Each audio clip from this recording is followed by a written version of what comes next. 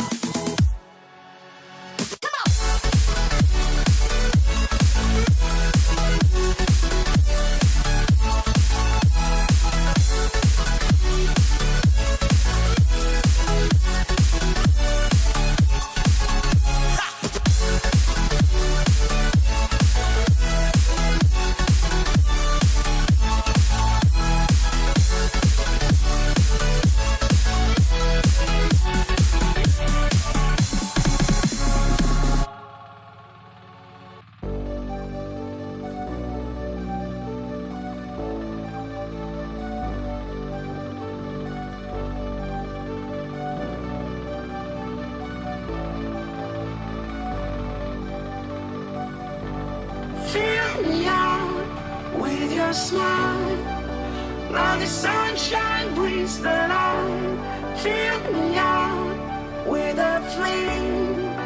I will let you in this game. Take me out when I'm down. 'Cause with you I'm safe and sound. Safe and sound. Safe and sound. Safe and sound. Safe and sound. Safe and sound. Safe and sound. Safe and